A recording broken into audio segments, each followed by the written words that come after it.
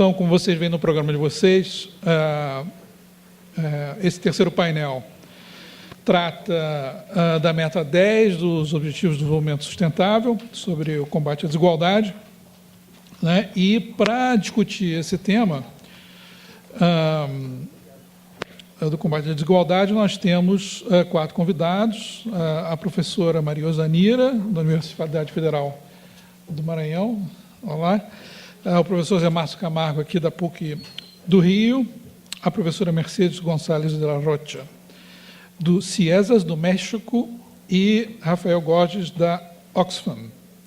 Então, eu creio que nós já podemos dar início a... Eu vou dar para cada um dos nossos convidados 15 minutos. Com isso, talvez a gente tenha ainda algum tempo para discussão ao final dessa 15 minutos. Me deram 20 minutos antes, então eu não queria agora, porque o primeiro seminário foi muito extenso, aí esse agora...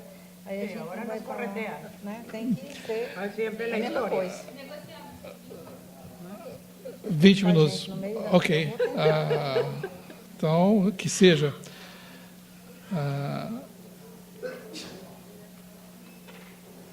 Então, nós vamos, pela ordem do nosso... Eu vou avisar aos palestrantes quando estiver faltando 10 e 5 minutos.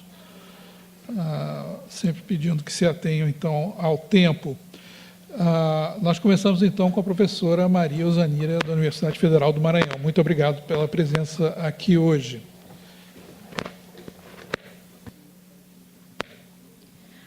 Bom dia a todos e a todas. A gente já começou assim um pouco pressionado, mas nós vamos tentar dar conta dentro do tempo do que nos foi colocado. Eu agradeço a oportunidade de estar aqui dialogando sobre uma temática que faz parte realmente das minhas preocupações enquanto pesquisadora, enquanto militantes também das políticas sociais, etc. Então, nós, pelo convite, a gente formulou esse título aqui da nossa exposição: Bolsa Família no enfrentamento à pobreza e à desigualdade, possibilidades e limites para uma agenda de desenvolvimento. Então, a primeira questão que nós estaríamos nos colocando é de que desenvolvimento nós estamos falando, porque o termo desenvolvimento tem muitos sentidos, né? E eu colocaria que eu vejo a visão de desenvolvimento a partir do confronto de projetos societários, né? Desenvolvimento para quem? Desenvolvimento para os donos do capital, desenvolvimento para os trabalhadores. Para quem é o desenvolvimento que nós estamos falando? E eu não posso, para tentar problematizar essa questão aqui, desconsiderar o contexto brasileiro atual, né? Que nós vivemos há um ano num contexto marcado por um golpe político, midiático e jurídico, expressão de um processo político em curso desde o início do século XXI. Ou seja, não foi uma coisa do impeachment da Dilma apenas. O confronto de projetos societários já vem acontecendo desde o início dos anos 2000. E com isso fica muito claro na conjuntura atual a reversão clara de projetos societários. Quer dizer, nós não tínhamos um projeto, digamos assim, de transformação da sociedade capitalista, mas nós tínhamos um projeto que, de alguma forma, visualizava a questão do pobre e da pobreza. E fica muito claro que, na atualidade, nós temos uma realidade marcada por uma instabilidade e por profunda insegurança, que a gente não vai aprofundar, apenas colocar, né, a centralidade. Se tem a centralidade numa agenda conservadora, ultraliberal, ou seja, o Brasil precisa voltar a dar lucro, essa que é a palavra de ordem, custe o que custar aos trabalhadores e aos pobres. Então, a gente falar de desenvolvimento, para quem nesse momento, é fundamental que a gente lembre o que está vivendo a conjuntura brasileira. O plano Uma Ponte para o Futuro significa explicitamente uma ponte para o capital, né, com aprofundamento da subordinação econômica e política do país aos interesses internacionais. Tem-se um momento de destituição de direitos e de desmonte das políticas, principalmente a trabalhista, a previdenciária e as socioassistenciais. Restrição e desativação de programas sociais, entre os quais o Bolsa Família, eu vou falar depois um pouco nisso.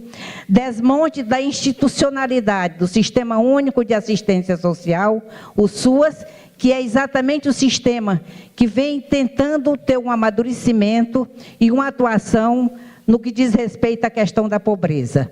Interrupção da construção desse sistema, desse processo, enquanto um direito e, consequentemente, alteração no modo como o Estado deveria ver e cuidar das famílias pobres. Tem-se um momento de fortalecimento do primeiro-damismo, da filantropia e do voluntariado, em detrimento da expansão do Sistema Único de Assistência Social enquanto um direito.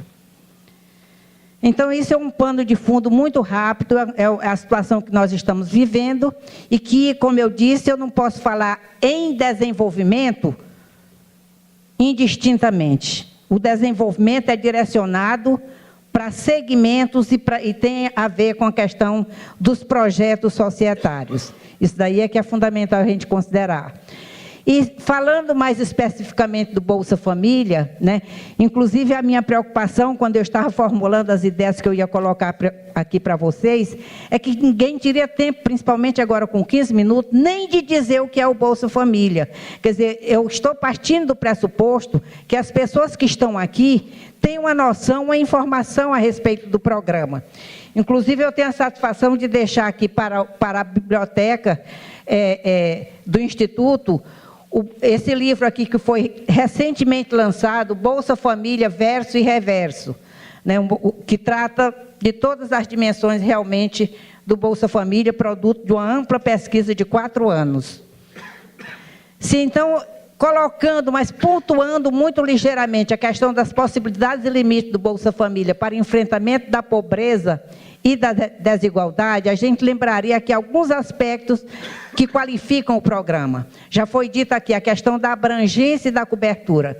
É um programa que atinge a quase 50 milhões de brasileiros. Então, isso daí já aponta uma certa possibilidade. A permanência e desligamento também do programa. Quer dizer, as pessoas permanecem no programa sem um prazo pré-estabelecido, mas com a indicação são as suas condições que fazem com que eles permaneçam. A questão das condicionalidades é um assunto muito controvertido, não vai dar tempo eu entrar, mas ela tem dupla face. As condicionalidades, ao mesmo tempo que se propõem a favorecer a expansão de direitos, de serviços, ela também é uma forma de controle dos pobres, porque eu vou fazer pós-doutorado, eu recebo uma bolsa, ninguém me cobra nada, mas se o pobre recebe algum dinheiro, já foi dito isso aqui, ele é obrigado a colocar o filho na escola. Eu acho que se tiver instituições que ofereçam saúde, né, a educação, os pobres vão sem ser obrigados, sem ser através de uma obrigação. Sim, os benefícios monetários, né, que também é outro elemento que representam uma potencialidade, e os benefícios não monetários, que são as ações complementares, quer dizer, as pessoas do Bolsa Família têm acesso a diversos outros programas, chamados programas complementares, que eu também não dá para a gente entrar em detalhes, é outro aspecto da potencialidade. E buscando, por exemplo, nesse livro aqui, a gente tem um capítulo amplo mostrando a questão dos impactos, fazendo o levantamento da literatura que trata das avaliações de impacto do programa, mas colocando de modo muito sintético, por exemplo, na questão da educação, que é central no programa, a manutenção, qual é o impacto que geralmente tem se identificado? Manutenção de crianças e jovens na escola, diminuição da evasão escolar e uma perspectiva de futuro para essas pessoas.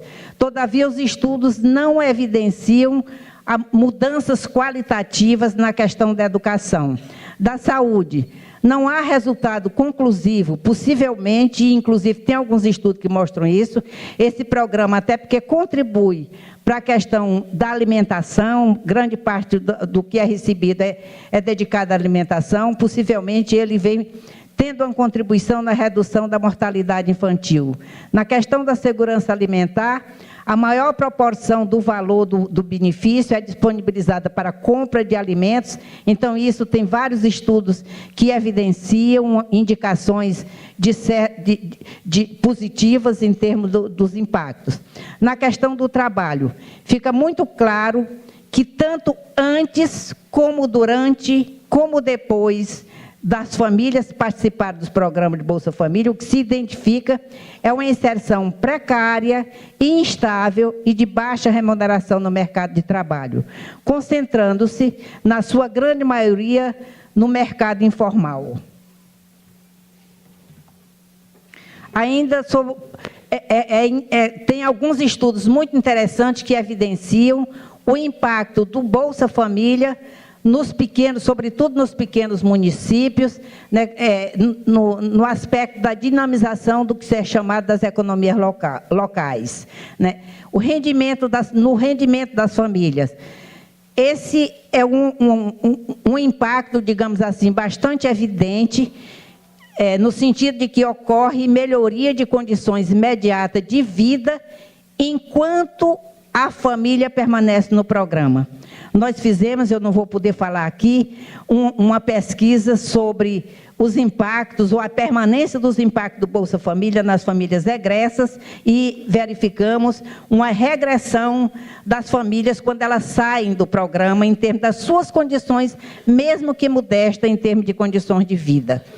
Permanência de impactos após o desligamento do programa, como eu falei, que consistiria naturalmente no acompanhamento de egressos. E o egresso, no contexto do Bolsa Família, na institucionalidade do Bolsa Família, é um ausente. A família saiu, não há nenhum acompanhamento para saber o que de fato aconteceu com essas famílias. Bem, lembrando que tem esses impactos, mas a gente sabe que esse programa, ele tem limites que são fundantes, ou estruturantes do próprio programa. O público beneficiário, ele é formado por família que vive em situação de pobreza ou de pobreza extrema. Os critérios de ingresso e o valor do benefício são muito baixos, né? Só para ter ideia, quer dizer, as famílias extremamente pobres são aquelas que têm até R$ 85 de renda per capita familiar, as pobres até R$ 170, e o benefício médio atualmente é em torno de R$ 182. Então, o que se quer dizer é que o impacto, mesmo do recebimento desse programa, é um impacto pouco significativo, e nós, nas conclusões, nós vamos mostrar que, em função disso, o programa tem limitado alcance, né? Deficiência quantitativa e qualitativa das ações complementares ofertadas, tanto no campo da educação, da saúde e do trabalho. Também precisava um grande debate na questão da educação, a questão da qualificação da educação. Continuam as pesquisas mostrando, por exemplo, que as crianças brasileiras continuam ainda numa situação de muita desvantagem em relação a muitos países, né? A questão da saúde, a gente não precisa também comentar. A gente sabe que, apesar, e eu partilho dessa ideia, de que o SUS é um sistema que tem uma conotação bastante positiva, mas tem também elementos bastante negativos, sobretudo naquilo que diz respeito do atendimento dos pobres nas suas necessidades cotidianas de saúde, né? E a questão do trabalho, com a questão do desemprego, essas coisas todas que a gente também não vai poder aprofundar. Eu gostaria ainda de destacar a questão da atualidade do Bolsa Família. Apesar da relevância desse programa, por exemplo, só para ilustrar, eu estou trazendo aqui algumas indicações, algumas reflexões que foram feitas num artigo da Folha de São Paulo, que saiu muito recentemente, chamado "Temer usa aumento do Bolsa Família para se contrapor a críticos", né? E nesse artigo são destacados alguns aspectos que demonstram claramente o regresso desse programa na atual conjuntura. Por exemplo, para conquistar adeptos para reformas e elevar a sua popularidade, não vai conseguir, né? A gente já está sabendo disso. Temer anuncia reajuste do benefício do Bolsa Família em torno de 5%, a indicação é de que vai acontecer a partir de julho, né? E ele também, a Folha lembra também que no governo Temer aconteceu um reajuste o ano passado, em junho, de 12,5%. E, segundo também depoimento dos que administram o programa, se constata, segundo eles, fim da fila dos interessados dos beneficiários, que eu acho muito provável não está acontecendo, porque a fila era muito grande. Nas pesquisas, nos estudos que a gente faz, a gente identifica. Só para lembrar que no governo Dilma, por exemplo, saiu aqui em maio de 2016, existiam cerca de 14 milhões de famílias inseridas no programa. Em abril de 2017, tem-se um total de 13 milhões e 400 mil famílias inscritas no programa. Então, houve uma diminuição significativa.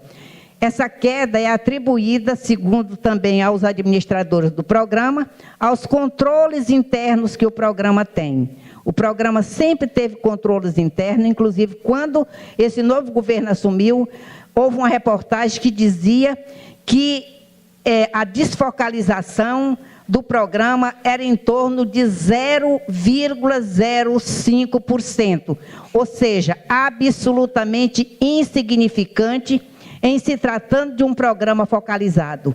Nenhum programa focalizado, ele é 100% focalizado, ele atende 100% a seu público. Então, um pequeno desvio tão insignificante desse, significa que o programa sempre teve um alto poder de focalização, né? Queda atribuída, estou terminando, vou terminar daqui a 5 minutos, se o senhor permitir, né?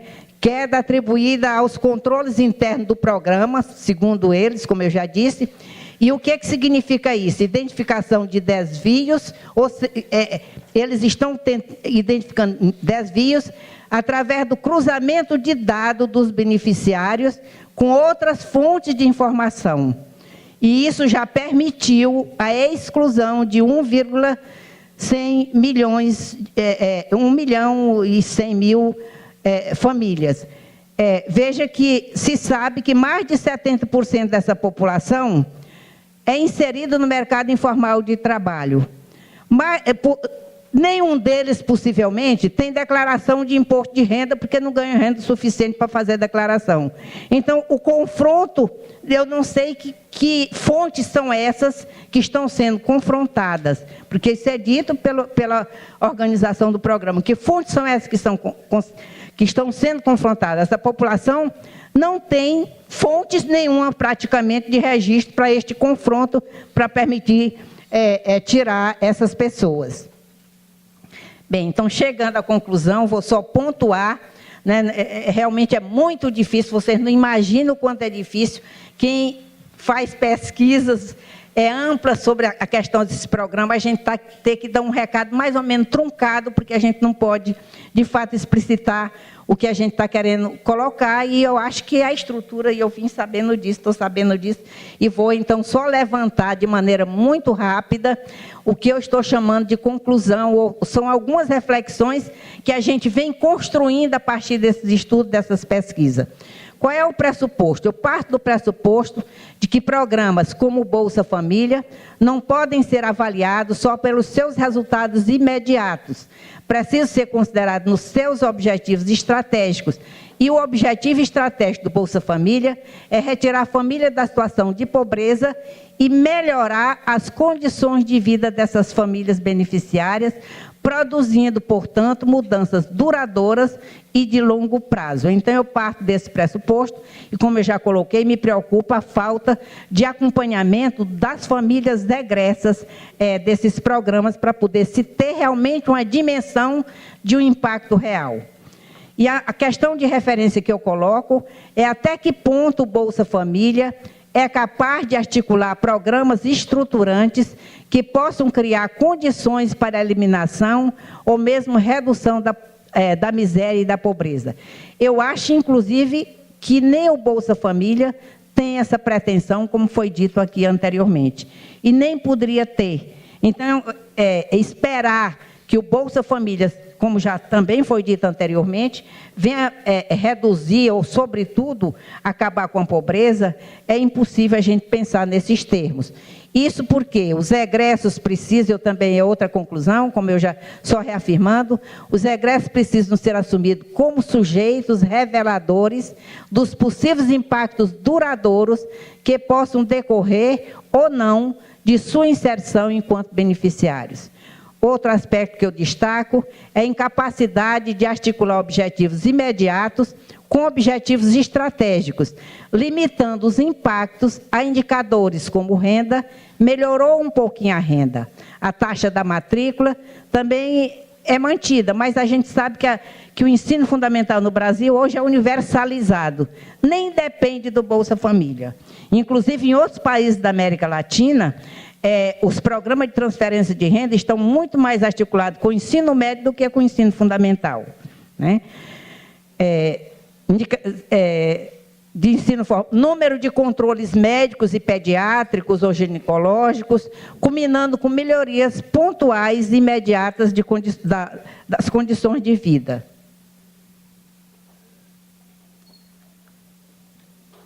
Essas mudanças apresentam relativa sustentação enquanto as famílias são inseridas no programa. Eu já disse que tem poucos estudos, eu só conheço 2, o nosso é o terceiro, um que nós fizemos o ano passado, sobre os egressos do Bolsa Família. Quer dizer, geralmente a constatação de que ao sair do programa, eles não saíram, a grande maioria não saiu porque melhorou de vida. A grande maioria saiu ou por descumprimento de condicionalidade, ou saiu, sobretudo, porque não atenderam aquele requisito de 2 em 2 anos atualizar o cadastro. Então, por outras questões e não porque melhoraram de condições de vida.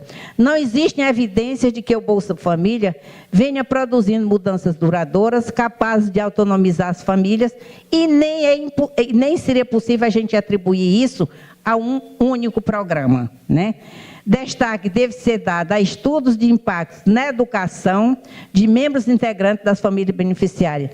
Eu teria muita vontade ainda de estudar, com a nossa equipe de pesquisadores, fazer um estudo que a gente pudesse verificar famílias que passaram pelo Bolsa Família e que as crianças não frequentavam a escola e que passaram a frequentar. A minha hipótese é que um dos impactos possivelmente duradouros do Bolsa Família é a elevação do número de anos de escolaridade da população beneficiária do Bolsa Família. Mas é necessário que tenha esse estudo para a gente realmente chegar a essa conclusão. Sim, então, eu entendo que o programa tem, de fato, incluído pessoas nos processos econômicos de produção e de consumo, porém, de forma marginal e precária, mantendo um segmento de indigentes ou de pobres integrados, entre aspas, em situação de reprodução. Então, nada mais do que isso.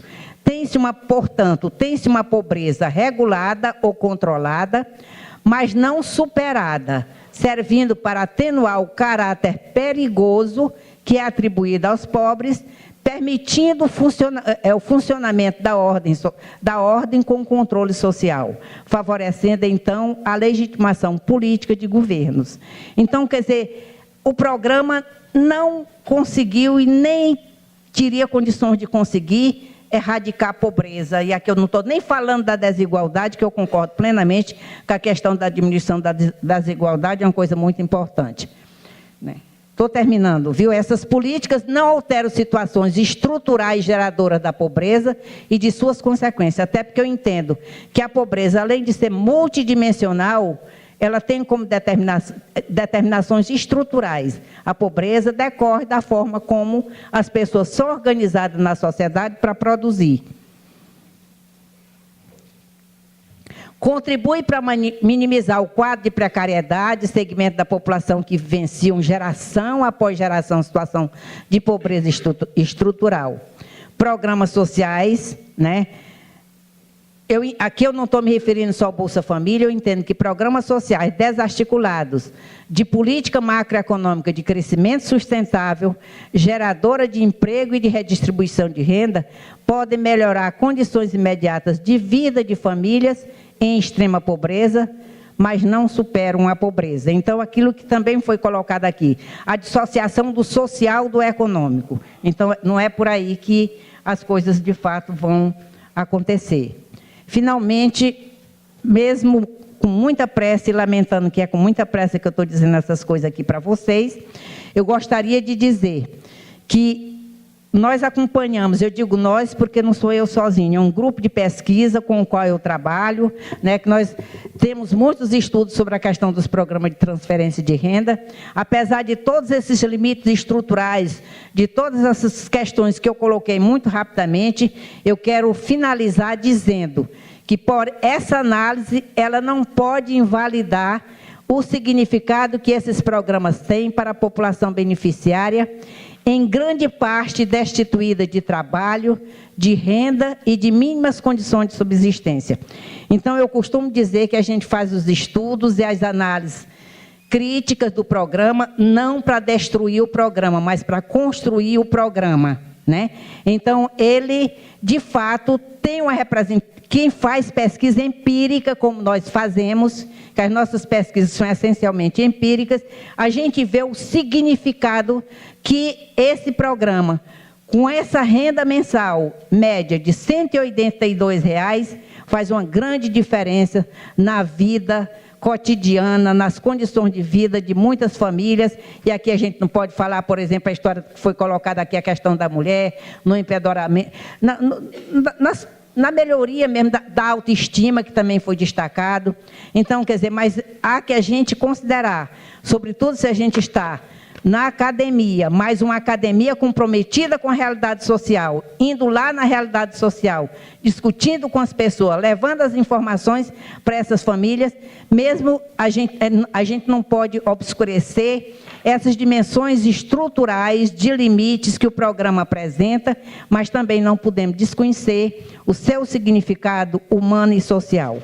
Eu agradeço e eu vou também deixar aqui na biblioteca, eu vou deixar um outro trabalho nosso, que esses 2 livros são publicados pela Cortez Editora de São Paulo, né, o primeiro que eu já falei, o Bolsa Família, esse daqui é Programa de Transferência de Renda na América Latina e Caribe. Então, uma visão bem ampla, um levantamento e uma análise das dimensões, das diferentes dimensões que cada um desses programas tem. Muito obrigada.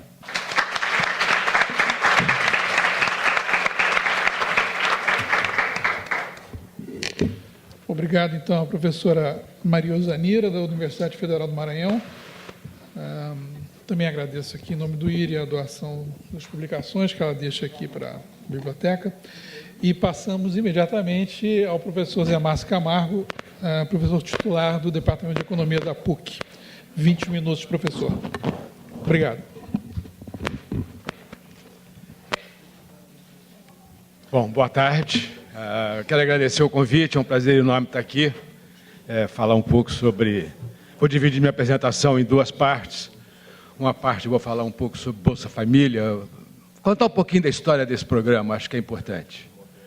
Amanhã vocês vão estar com o senador Suplicy aqui, de maneira que provavelmente ele vai contar uma história parecida. Então, mas eu vou dar uma introdução no processo, tá certo? E depois eu vou falar um pouquinho sobre desigualdade, que supostamente é o objetivo da mesa. Então, vamos começar sobre essa questão do programa Bolsa Família. Quer dizer, acho que uma coisa muito importante de entender essa questão do programa Bolsa Família é a questão das condicionalidades. Esse programa, o programa Bolsa Família, a origem dele é uma discussão, tá certo, que está na imprensa, na verdade, está na Folha de São Paulo, no Jornal do Brasil, no final dos anos 80 e início dos anos 90, entre o senador Eduardo Suplicy, na época, e o professor Zé Márcio Camargo, da PUC, do Rio de Janeiro. E a discussão era uma discussão super simples, tá certo? o senador tinha um programa de renda mínima, ele propunha que se desse uma determinada quantidade de dinheiro para todo mundo, tá certo? E o professor Zé Márcio Camargo dizia que não devia ser assim, que isso não fazia o menor sentido. E mais, o senador achava que, como você tinha uma restrição orçamentária, que esse programa deveria começar dos mais velhos para os mais jovens. Então, você não tinha dinheiro, o dinheiro necessário, então você começava a fazer a transferência pelos mais velhos e ia caminhando para baixo até que, eventualmente, todo mundo tinha transferência. Tá certo? E eu achava o seguinte, a minha discussão com ele, tive várias discussões pessoais, na imprensa, etc. E a minha discussão com ele era uma coisa super simples, que eu falava simplesmente o seguinte: Eduardo, estou entendendo. Por que começar dos mais velhos para os mais novos? Afinal de contas, os mais novos é onde a gente tem que investir. Os mais velhos já eram, já foi. Tá certo? Isso não deveria ser um programa assistencial. Tá certo? E nessa discussão, uma vez lá num dos artigos, eu falei, vamos fazer o seguinte, a minha proposta, na verdade, foi a Folha tinha a página 3, não sei se ainda tem, a favor e contra. E aí o Eduardo uma vez me ligou e falou, Zé, vai ter na página 3 da Folha, vai ter uma exposição de a favor e contra o programa de renda mínima. Tá certo? Você não quer fazer um artigo contra? Isso é típico do Suplicy, típico. Você não quer fazer um artigo contra? Eu falei, claro, quero fazer um artigo contra, tá certo? E o Eduardo escreveu o artigo a favor do renda mínima na primeira, e eu escrevi um artigo contra, e o meu contra era, não entendo por que começar dos mais velhos. Vamos começar dos mais jovens e fazer uma condicionalidade, tá certo? E a condicionalidade é colocar os filhos na escola. E o objetivo é simples, tá certo? O objetivo é o seguinte, isso aqui, tá certo, é o desenvolvimento do cérebro das pessoas. Tá? Esse é o resultado, é a média de resultados de pesquisas de neurociência. Se você, aqui no eixo do X, tá certo, no eixo horizontal, está a idade das pessoas. E aqui no eixo vertical, é a capacidade de aprendizado em cada item. Se vocês prestarem atenção, vocês vão ver o seguinte, olha aqui, ó, a capacidade de aprender atinge o seu ponto mais alto, tá certo? Dependendo do tipo de coisa que você está falando. Aqui nesse caso, aos 8 meses de idade. Aqui nesse caso de linguagem, a 1 ano de idade, e aqui no caso de funções executivas é basicamente aprender a obedecer e a dar ordens, tá certo? Com 7, 8 anos de idade. Ou seja, a capacidade de raciocinar das pessoas, ela atinge o seu ponto mais alto na infância. Isso significa o seguinte, se você não educar as pessoas, isso não significa que as pessoas, quando ficam mais velhas, elas ficam totalmente burras.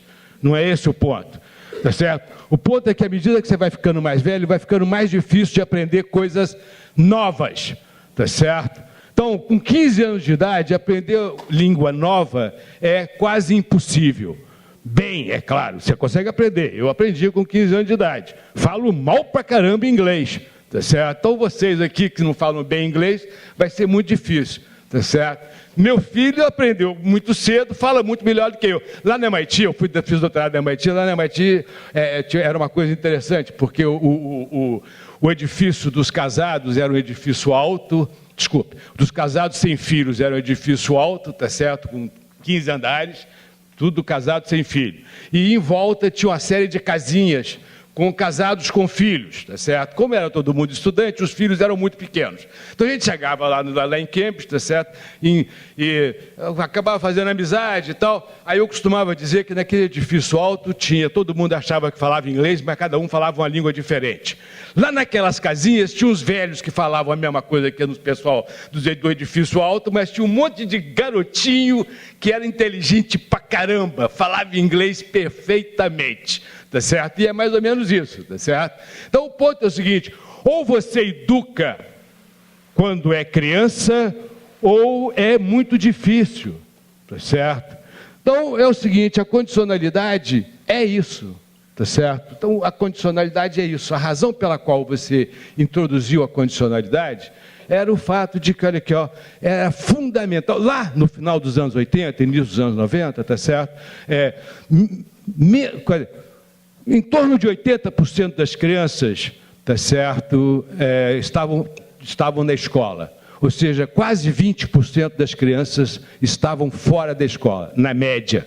Isso significa que entre os pobres, a proporção de criança que estava fora da escola era próxima a quase metade da população pobre de crianças estava fora da escola. Então, o ponto todo aqui era, escuta, vamos tentar colocar essas crianças na escola. E por que dar dinheiro para as pessoas? Por uma razão simples.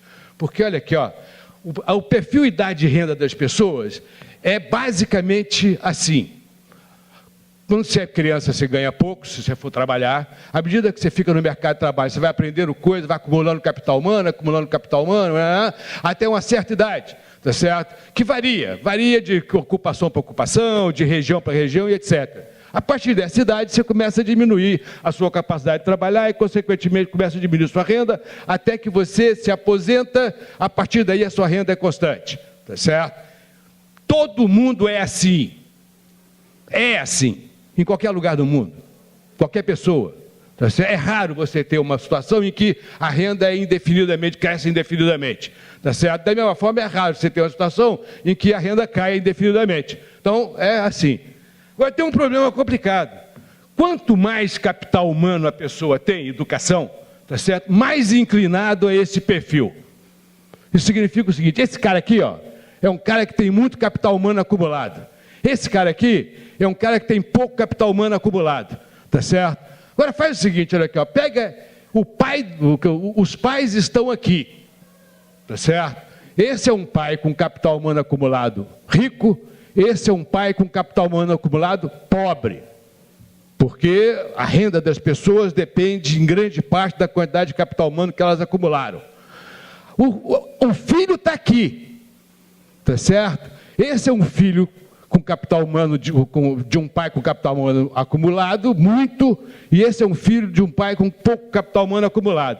Não precisa ser um grande matemático para perceber que a contribuição do filho para a renda per capita familiar de um pai que tem pouco capital humano e é pobre é muito maior do que a contribuição de um filho de uma família, de uma família que tem muito capital humano acumulado e que é mais rico. Tá certo? Ou seja, qual é o problema aqui? Como é que isso aqui apareceu?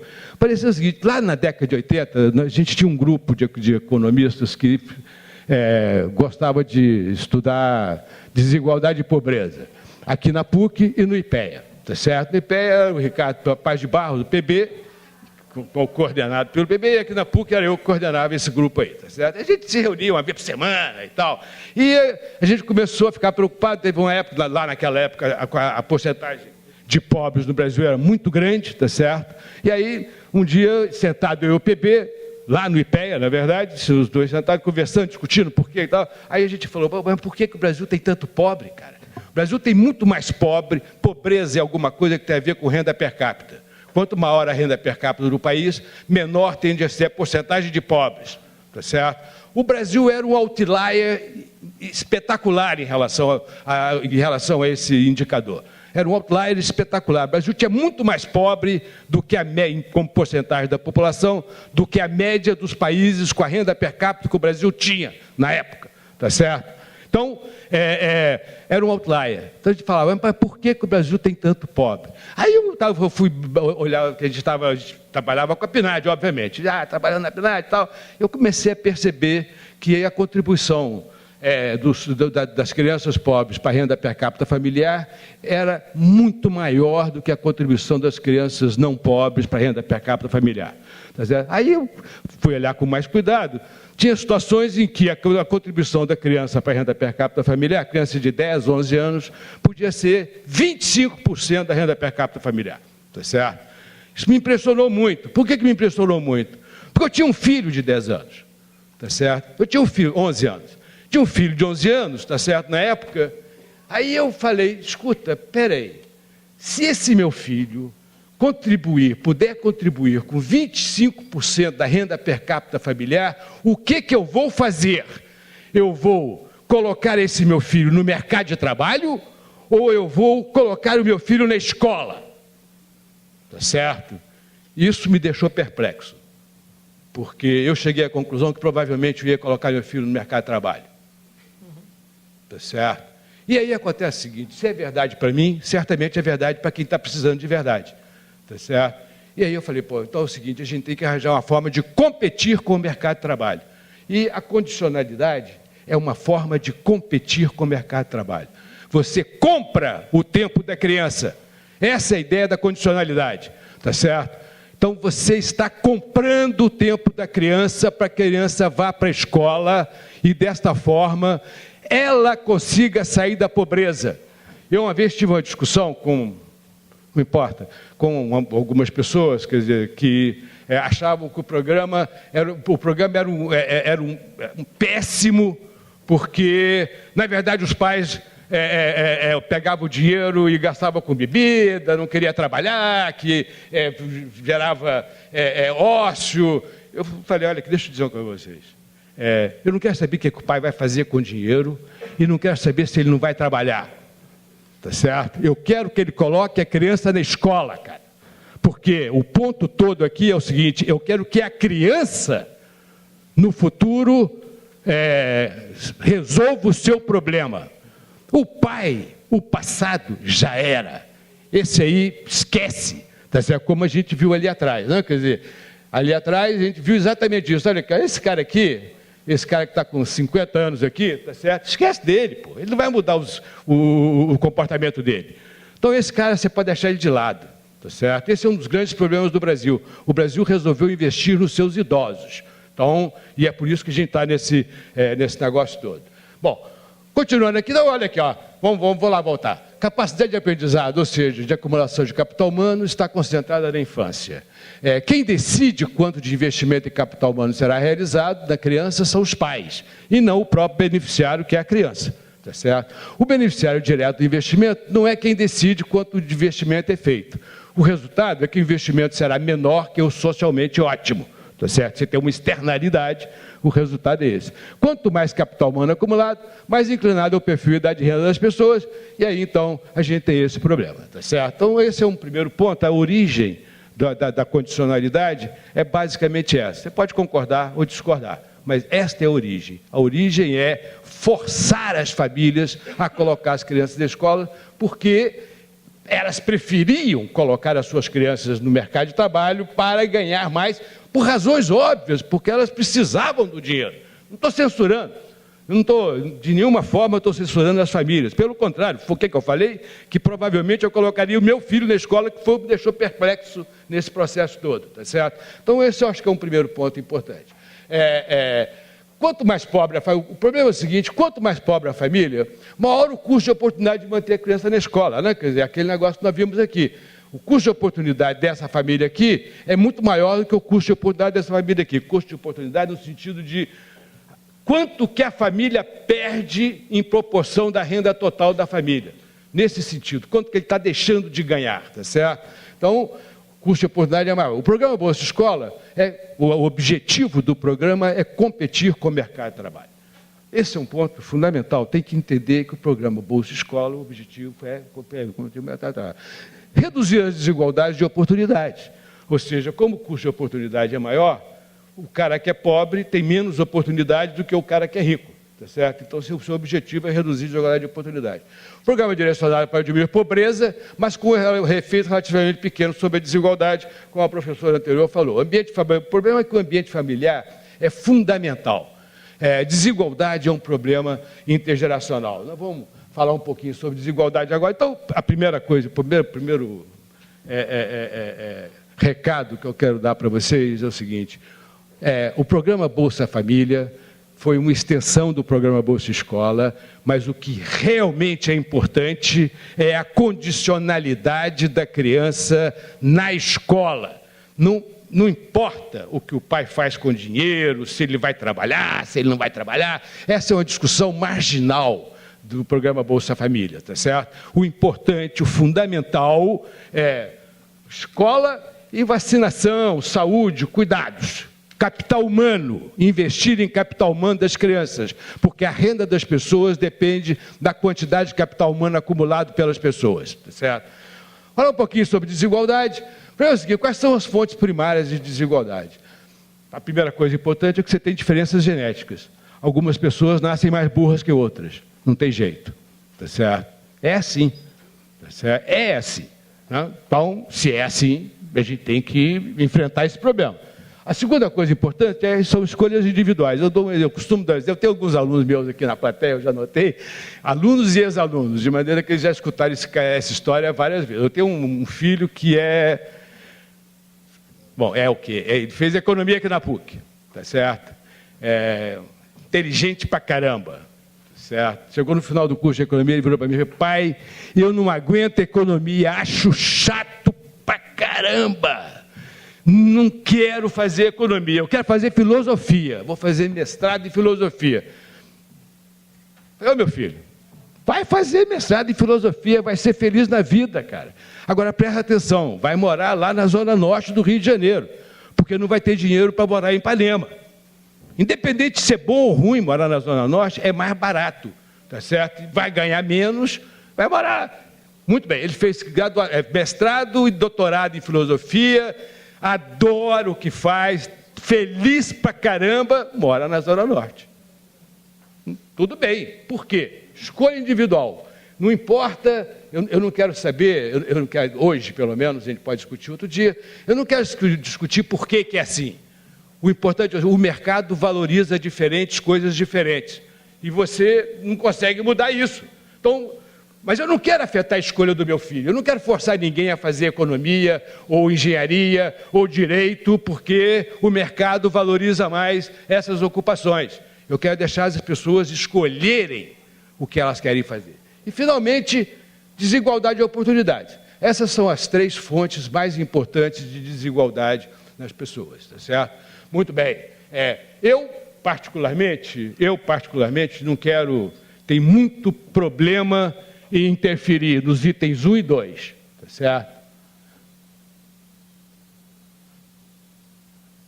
Tem muita dificuldade de mexer nos itens 1 e 2, tá certo? As sociedades que mexeram nesses 2 itens aqui de forma agressiva, forte, ou eram ou se tornaram sociedades muito autoritárias, tanto na questão genética, tá certo? Quanto nas escolhas individuais, tá certo? Então, eu, como tenho valores éticos que eu acho fortes, independente das pessoas, algumas pessoas acham que não, estou falando eu me avaliando, acho que tem valores éticos bastante fortes, e como eu acho que democracia é fundamental, tá certo? Fundamental. Então, eu não quero mexer nem nas escolhas individuais, nem nas diferenças genéticas. Isso significa que eu tenho que me ater à desigualdade de oportunidade, tá certo? Mas, olha, presta atenção. Se a pessoa nasce com dificuldade em relação a outra para se inserir no mercado, tá certo? Nasce com características que o mercado valoriza menos do que outras, tá certo? Se você quer reduzir a desigualdade, você não tem que igualar oportunidades. Você tem que dar mais oportunidades para aquelas pessoas que nascem com características que são menos valorizadas no mercado de trabalho. Da mesma forma, você tem que dar mais oportunidades para aquelas pessoas que têm preferências que fazem com que suas escolhas individuais são menos valorizadas pelo mercado de trabalho. Mas uma coisa que a gente sabe, eu como economista tenho que acreditar nisso, tá certo? Que é o seguinte, a gente tem que acreditar que as pessoas, de alguma forma, têm que a renda das pessoas, no longo prazo, está muito relacionada com a produtividade das pessoas, tá certo? Se a renda das pessoas está muito relacionada com a produtividade das pessoas, e é por isso que capital humano é tão importante, então o que acontece é que as pessoas ganham mais porque tendem a ser mais produtivas do que as pessoas que ganham menos. Pelo menos assim o mercado valoriza. Isso significa o seguinte: se você realmente quer está preocupado com igualdade, você tem que chegar à conclusão que igualdade e eficiência são duas coisas que estão em conflito. Tá certo? Esse é um primeiro ponto fundamental. Por isso que desigualdade é um problema. O que acontece é o seguinte: o funcionamento das economias de mercado tende a gerar desigualdade. Não adianta a gente ficar aqui, isso também significa o seguinte, para você reduzir desigualdade, você precisa de ter bons programas públicos, tá certo? E no Brasil, estou acabando um segundo, e o problema no Brasil, o Brasil é muito desigual. Uma das principais razões pelas quais o Brasil é muito desigual é que as políticas públicas são quase todas desigualitárias. Quase todas desigualitárias. Eu vou citar algumas. Vou citar algumas. O sistema de aposentadoria do setor público. O sistema de aposentadoria do setor público brasileiro teve um déficit nos últimos 15 anos de 1 trilhão e 250 bilhões de reais. Isso é 50% a mais do que tudo que foi gasto com educação nesse mesmo período. O sistema de aposentadoria do setor dos funcionários, dos trabalhadores do setor privado teve um déficit de 948 bilhões de reais. Isso é mais do que tudo que foi gasto com saúde. Tá certo? O LOAS, que atende a pobre, esses dois programas aí atendem o programa de sistema de aposentadoria do setor público atende os 5% mais ricos, o INSS atende aos 40% mais ricos. O LOAS, tá certo, que atende aos 30%, 40%, entre 30% e 40% da distribuição, gastou 450 bilhões de reais. Agora, o Bolsa Família, que atende 83% do dinheiro, vai para os 20% mais pobres, tá certo? Gastou 258 bilhões de reais. Então, é o seguinte, cara, os programas são extremamente concentradores. Você dá educação universitária de graça no Brasil, pública, tá certo? Eu não sei como é que está agora. Lá em 2001, nós escrevemos um artigo, tá certo? Isso o Sergei deve saber melhor do que eu. Lá em 2001, nós escrevemos um artigo, o Chico um professor aqui do departamento que está no Banco Mundial agora. Nós escrevemos um artigo e a gente mostra o seguinte: a probabilidade, 2001, deve ter melhorado. A probabilidade de um garoto que tenha nascido numa família que está entre os 20% mais pobres da população entrar numa universidade pública era 0. Na amostra não tinha nenhum cara. Nenhum. O Brasil gasta 8 vezes mais per capita por aluno no ensino superior do que gasta por aluno no ensino fundamental. Isto é de um grau de concentração de renda inacreditável. E a gente está aqui discutindo o quê? Tá certo? Então, o problema é o seguinte: o Brasil, a política social brasileira é extremamente concentradora.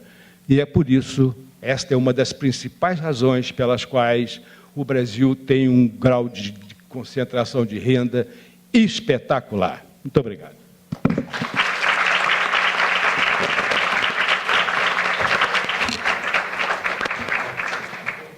Muito obrigado, professor Zé Márcio Camargo. Então, nós passamos a palavra agora à professora Mercedes Gonçalves Dalla Rocha, do Centro de Investigações e Estudos Superiores em Antropologia Social, no México. Não é isso?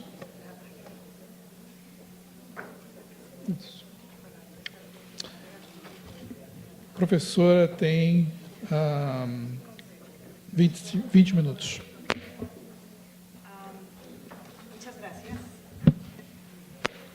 Muchas gracias a todos por estar aquí.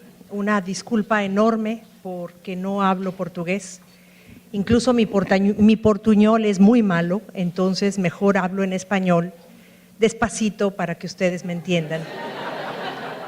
Muchas gracias, Isabel, por la oportunidad de estar aquí, por la invitación y compartir con ustedes algunas de las principales ideas y algunos de los principales hallazgos de mis investigaciones sobre el programa Progresa Oportunidades, que ahora tiene otro nombre y se llama Prospera. En realidad, la invitación que recibimos todos los de esta mesa fue una invitación a reflexionar sobre uno de los objetivos de desarrollo sostenible, que es el número 10, que no es otra cosa sino la reducción de la inequidad. Y es por ello que hemos hecho un esfuerzo, los compañeros de la mesa y yo, por precisamente pensar y presentar a ustedes algunas cuestiones sobre ese enorme tema, ese enorme lastre de nuestras sociedades, que es la desigualdad social. En el caso de mi participación, yo quiero hacer énfasis en dos dimensiones de la desigualdad: el género y la etnicidad. El programa Oportunidades, que ahora tiene este otro nombre, pero ni siquiera me he alcanzado a memorizar, fue creado en 1997, pero desde el 1994 se empezaron a hacer estudios piloto que llevarían finalmente en el 97 a la fundación, a la creación oficial del programa. El programa surge en un contexto de crisis económicas constantes que se daban una detrás de la otra y en un contexto de inestabilidad política extremadamente fuerte. Recordarán ustedes que en 1994 se dio el levantamiento de la guerrilla en Chiapas, el Ejército Zapatista de Liberación, y además tuvimos el asesinato del principal candidato a la presidencia de esa época, que era el candidato del PRI. El país estaba convulsionado por crisis económicas subsecuentes y por esta situación de inestabilidad política. Y en ese sentido, el programa Oportunidades se ha visto como un intento de suavizar el impacto negativo que los ajustes estructurales estaban produciendo en la población más pobre del país, para tratar de mejorar sus condiciones de vida, siempre de los más desfavorecidos. Es como se ha estado escuchando y se ha estado diciendo en esta sesión, y todos sabemos muy bien qué son los programas de transferencias condicionadas. El programa Oportunidades es tal cual un programa de transferencias condicionadas, que está, se le da dinero a las familias a cambio de que precisamente las familias dejen y manden a sus niños en la escuela y se cumpla así con uno de los objetivos, que es la mejora de las condiciones educativas de la población más pobre del país. También hay un fuerte componente de salud y hay un fuerte componente de alimentación. Es un programa focalizado en los más pobres y la idea del programa es sí combatir la pobreza, pero sobre todo romper el proceso de transmisión intergeneracional de la pobreza. ¿Qué es eso? O sea, ¿cómo podemos imaginar o operacionalizar esa idea de la ruptura del proceso intergeneracional de la pobreza, la transmisión de la pobreza? No es otra cosa sino, yo lo entiendo como un proceso, es decir, la pobreza es un proceso que se va transmitiendo de generación a generación, que incluye la deserción escolar a una muy temprana edad, incluye el trabajo precoz. Acá Marcio nos hizo el favor de explicar de manera muy elocuente esta disyuntiva de las familias entre mandar a los hijos a la escuela o mandarlos al mercado laboral. Precisamente esa transmisión de la pobreza incluye el trabajo infantil, el trabajo precoz, la fecundidad también precoz, el hecho de que las chicas y los chicos se embaracen a temprana edad, y la creación de hogares, de grupos domésticos, de familias, con el mismo perfil que los hogares de origen. De esa forma tenemos un proceso de transmisión que el programa Oportunidades se propuso como uno de sus objetivos más importantes romper. Ahora bien, a diferencia de Bolsa Familia, el programa Oportunidades desde sus orígenes, desde que se creó, fue diseñado con una estructura altamente centralizada. ¿Eso qué quiere decir? Que los gobiernos locales no jugaban ningún papel importante.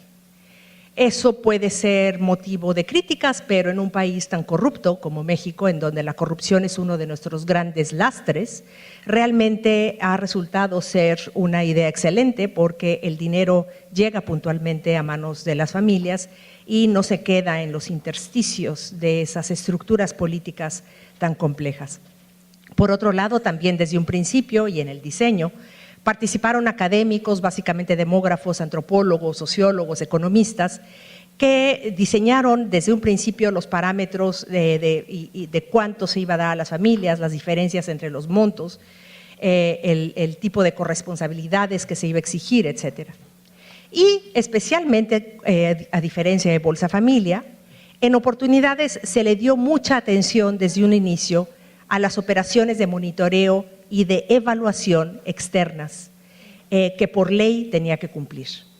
Por ley, Oportunidades, desde su creación, tuvo que tener un presupuesto destinado a evaluaciones anuales, cada año se hacían, hechas por expertos o por, digamos, profesionistas externos y no que estuvieran en la nómina del programa mismo. Entonces, la perspectiva que yo vengo a contarles acá, la historia que vengo a contarles, es la de una antropóloga, que soy yo, que dedicó 10 años de su vida a la investigación etnográfica del impacto del programa Oportunidades. Desde 1999 hasta el 2008, llevé a cabo, junto con mi equipo de investigadores, investigaciones en distintos contextos y en distintas situaciones. Fuimos al México rural, al México profundo, estuvimos también en las pequeñas ciudades, en las ciudades grandes, hicimos estudios e investigaciones para evaluar el impacto de corto, mediano, largo plazo. Y en general puedo decir que estuvimos durante esos 10 años tomándole el pulso al programa, tanto en términos de su operación como, por supuesto, en términos de su impacto en la salud, en la educación, en la alimentación y en esa otra parte de la historia de mis investigaciones sobre el programa, que tiene que ver más con mis propios intereses como antropóloga, que son la vulnerabilidad social y la organización social de las familias de bajos ingresos. Se trata de un programa con una clara acción afirmativa de parte del programa mismo en los apoyos a las mujeres. Las niñas y las jóvenes reciben una transferencia más alta por estar estudiando en la escuela, misma que va aumentando a medida que los grados educativos van también aumentando. Pero esa diferencia de género de las becas o de las transferencias que reciben las niñas más altas que los niños, empieza desde el primero de secundaria, que es cuando se pudo ver en los análisis que se realizaron cuando se diseñó el programa, que era el momento en que las niñas se estancaban, mientras que los niños seguían avanzando en su trayectoria educativa. Y sin embargo, ustedes pueden ver ahí claramente que esa acción afirmativa no existió en términos de la etnicidad. Es decir, nunca se pensó en hacer algo concreto para tratar de que la población indígena, tradicionalmente desfavorecida, tradicionalmente más vulnerable y en peores circunstancias y situaciones que la población no indígena, el programa no hizo nada al respecto y fue siempre un programa homogéneo respecto de la etnicidad de los beneficiarios. Pero ya verán ustedes, y espero tener el tiempo para mostrarlo, el impacto que tuvo en términos de etnicidad también. ¿Por qué la evaluación cualitativa? No quiero perder mucho tiempo, nada más quiero señalar que la verdad desde un principio los coordinadores nacionales del programa insistieron mucho en tener un equipo quanti y un equipo quali. El equipo quanti les iba a dar el panorama, por supuesto, y el equipo quali les íbamos a explicar por qué las cosas son como son, por cuáles eran los procesos y cuáles eran los factores que nos ayudaban a explicar por qué las familias estaban cambiando su forma de organización para el trabajo, por qué las mujeres estaban usando el dinero para ciertas cosas, etcétera. No quiero detenerme demasiado. Y con un 5% del presupuesto del programa destinado a la evaluación, los estudios que realizamos los antropólogos produjeron más mejoras del programa basadas en nuestras investigaciones. Esta lámina nada más es para mostrar pues una cuestión que es casi una verdad de perogrullo. Pueden ver ustedes que según los datos del Coneval, olvidé el año, eso es el 2010, los indígenas están en mucho peor condición, es decir, son más pobres extremos que los no indígenas, y esto es un fenómeno muy visible en las estadísticas, además de que los antropólogos pues ya lo habíamos constatado en nuestros múltiples estudios. Es decir, los pobres, no solamente hay más pobres entre los indígenas que entre los mestizos, sino que además los pobres indígenas, los pobres extremos, tienen en promedio más carencias que los pobres no indígenas. Entonces, bueno, pues yo llevé a cabo, junto con un equipo de 40 antropólogos, una investigación de largo plazo. En 2008 era el momento en que se podía ya hacer una investigación sobre el impacto que el programa había tenido en 10 años de operación.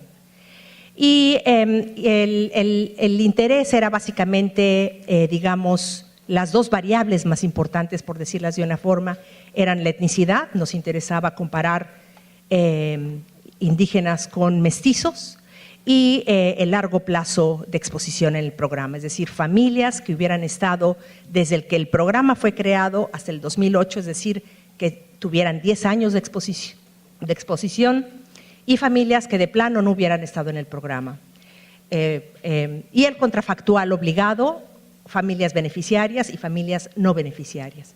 Y un elemento importante, todos esos grupos domésticos, todas esas familias, tenían que tener un hijo o una hija que en el momento en que el programa fue creado, es decir, en 1997, tuvieran ese niño o esa niña, tuviera entre 8 y 9 años y estuviera en tercero o cuarto año de primaria, para así contar con la población, así como oportunidades se enfoca a los jóvenes, porque como decía Marcio, la población de los padres ya está perdida, y es un programa que le apuesta a la construcción de capital humano en la juventud, en los años mozos.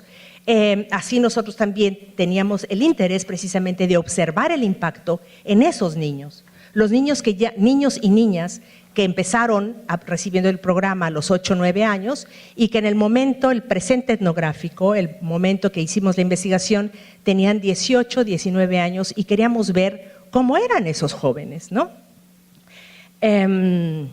La hipótesis es pues muy clara, que pensábamos que dado el rezago en todos los indicadores por parte de la población indígena, lo que íbamos a encontrar era un impacto diferencial. Yo estaba clavada con la idea del impacto diferencial porque en otras investigaciones que habíamos hecho, habíamos encontrado que el impacto nunca es homogéneo, que el impacto siempre es relativo a las condiciones de las familias. Por ejemplo, el ciclo familiar es muy importante para entender muchas veces un impacto mayor o menor.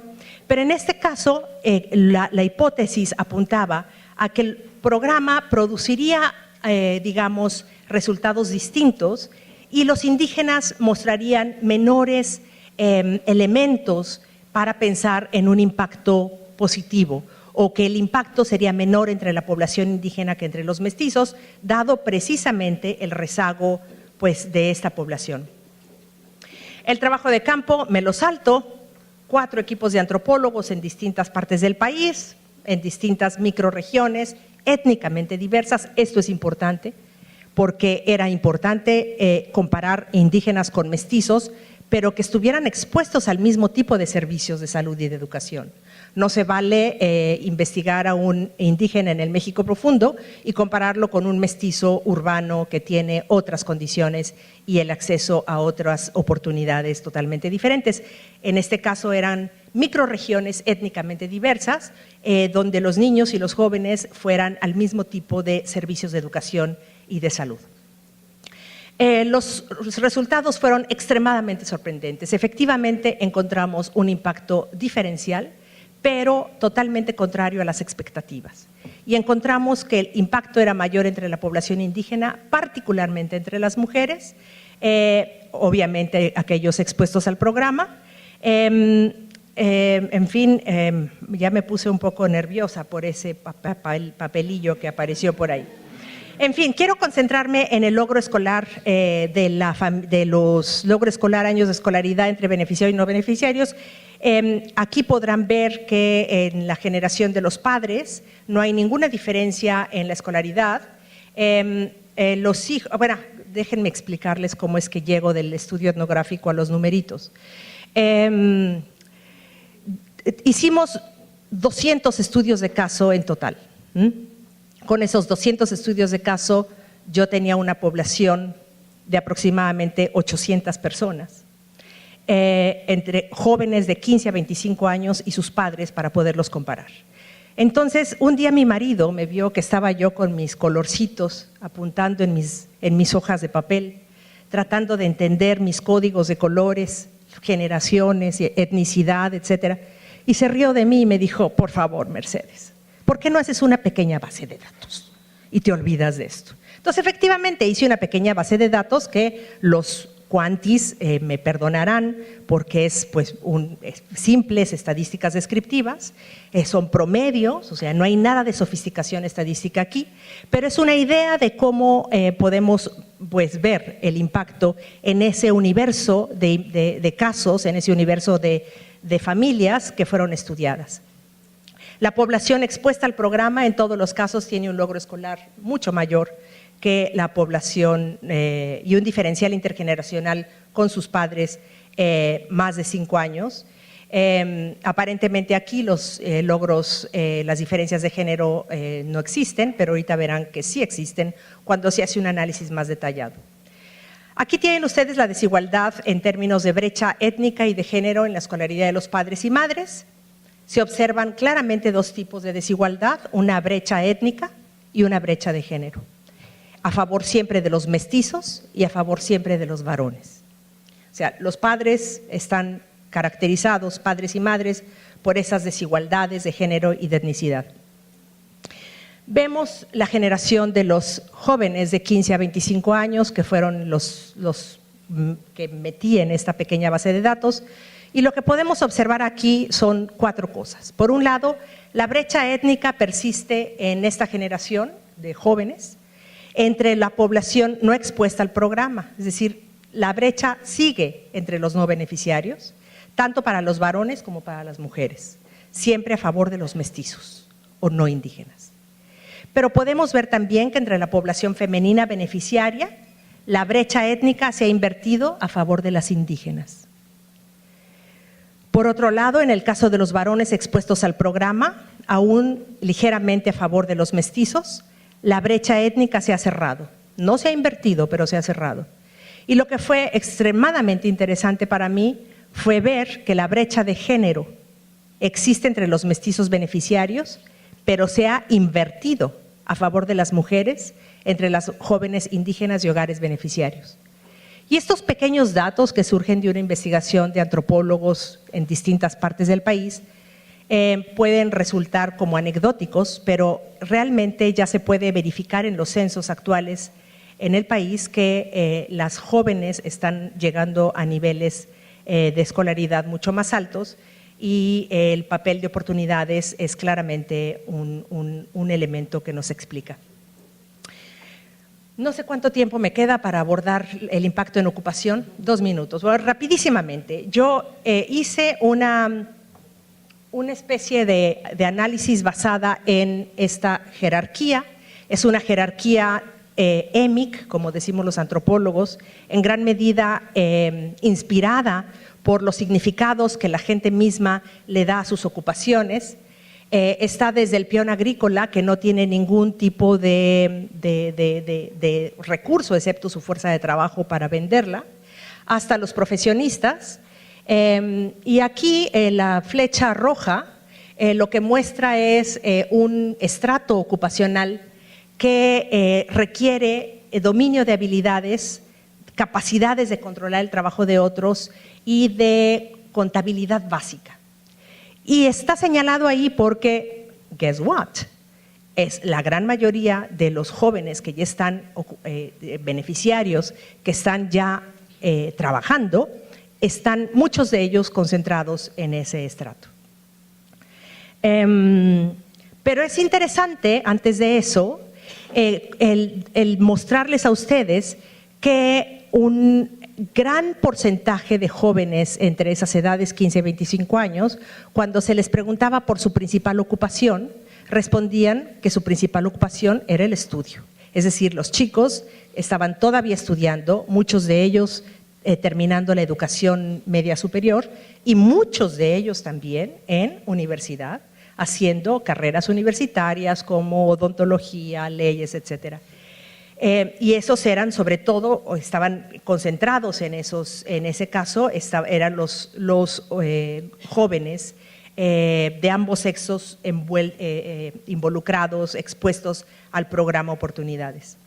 Entonces es interesante porque uno de los objetivos del programa es, ha sido la postergación de la edad al ingreso al mercado de trabajo mediante el alargamiento de la trayectoria educativa.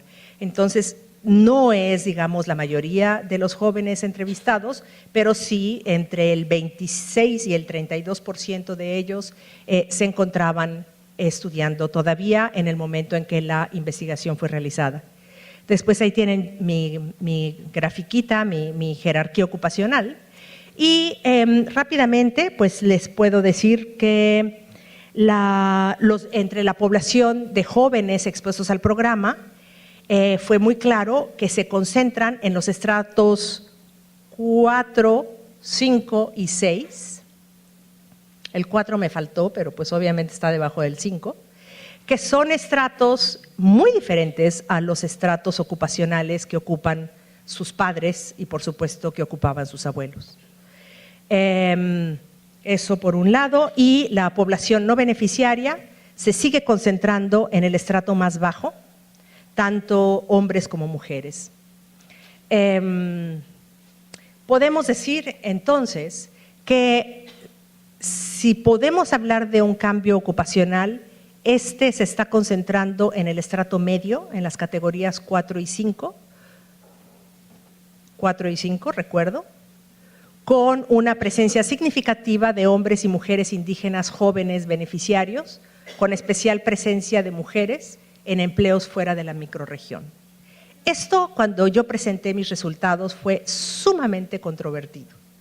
La prensa estaba detrás de mí como perros, cachorros, hambrientos, porque querían enfatizar el hecho de que oportunidades estaba desmembrando a las regiones, estaba haciendo que los jóvenes tuvieran que irse de sus regiones para poder conseguir un empleo. Por supuesto, calificas a la gente, le das cierto nivel educativo y después los jóvenes no quieren ser peones agrícolas o jornaleros agrícolas y se quieren ir a buscar un empleo diferente, y si ese empleo lo encuentran en las capitales de los estados, en la capital del país o en Estados Unidos, pues que se vayan, ¿no? Realmente era muy claro para mí, pero los periodistas a veces son un poco amarillistas, pues.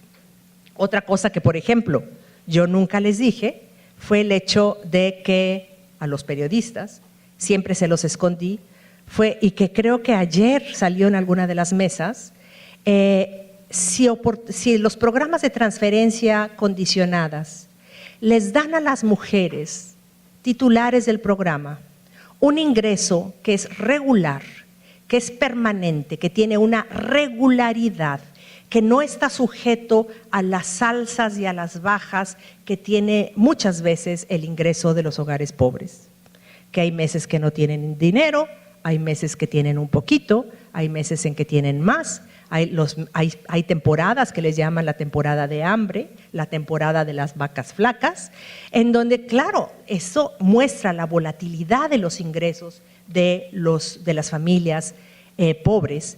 Y cuando un programa de transferencias condicionadas está dándoles a las mujeres cierta certidumbre en sus ingresos, estas mujeres pueden tomar decisiones sobre qué hacer con esos dineros, pero también pueden tomar decisiones sobre si quieren seguir al lado de un hombre que es mal proveedor económico, que muchas veces es violento y golpeador y muchísimas veces es borracho y bebedor. Entonces, muchísimas mujeres que yo entrevisté a lo largo de esos 10 años me decían, pues es que yo ya vivo sola y con mis hijos y estoy feliz porque la verdad es que yo ya no tengo a mi marido, pero tengo el programa y tengo además esta y tal otro fuente de ingresos, etcétera. Entonces, yo eso siempre se los escondí, con el perdón de ustedes, a los periodistas, porque no quise que lo supieran, porque al día siguiente de saberlo, yo estaba segura de que iba a aparecer en los grandes titulares de los principales periódicos: el programa Oportunidades rompe con la familia mexicana. Entonces eso iba a ser un escándalo espantoso, moralino, totalmente fuera de lugar. Y parte de esos cambios en las nuevas familias que Oportunidades ayudó a crear o ha creado, está precisamente el de mi población femenina expuesta al programa durante 10 años, muestra esa información que las mujeres están postergando la primera unión y están postergando también el primer embarazo. Sobre todo, por supuesto, o sea, no todas las que tuvieron el programa, no todas las que tuvieron el beneficio del programa, pero sí las más educadas. Y esto está más que documentado y más que probado en la literatura específica, que, por ejemplo, de los sociodemógrafos, que muestran cómo las mujeres postergan su embarazo y postergan la unión a medida que reciben más educación, ¿no? Entonces, la verdad es que estas chicas están pasando por un proceso semejante. Y eso me parece a mí digno de plantearlo en una reunión como esta, en la que hemos estado interesados en discutir y reflexionar sobre la desigualdad, que en este caso, como les dije, bueno, realmente yo sí me tomé en serio la tarea de pensar en la desigualdad, aunque sea la chiquita, no la de capital letters, sino la chiquita de cómo se vive la desigualdad al interior de un hogar, básicamente por género y etnicidad. Y cómo entonces entre los hallazgos de esta investigación podemos hablar de procesos que ciertamente han hecho que la brecha de género se invierta y las mujeres estén escolarizándose mucho más que los jóvenes varones, que la brecha étnica también se haya cerrado en algunos casos y se haya invertido también en otros, siempre hablando de escolaridad en términos de números de años cursados en la escuela. No estoy hablando aquí de calidad de la educación y tampoco estoy hablando de la calidad de los servicios en general, educación y salud. Pero yo sí creo, y con esto termino, que la investigación que hicimos en este caso sobre etnicidad y género en distintas microrregiones étnicamente diversas, pueden hablar de estos procesos de cambio importantes y pueden hablar también de ciertos indicios de relaciones conyugales un poco menos desiguales entre la población expuesta al programa. Porque muchas de estas chicas de las cuales les estoy hablando ya tenían parejas algunas, y la verdad es que la situación y el tipo de relaciones que estaban entablando con sus novios o con sus recién casados maridos era distinta a la que las madres relataban, etcétera. A lo mejor estoy siendo extremadamente optimista, pero quise compartir estos hallazgos con ustedes. Gracias.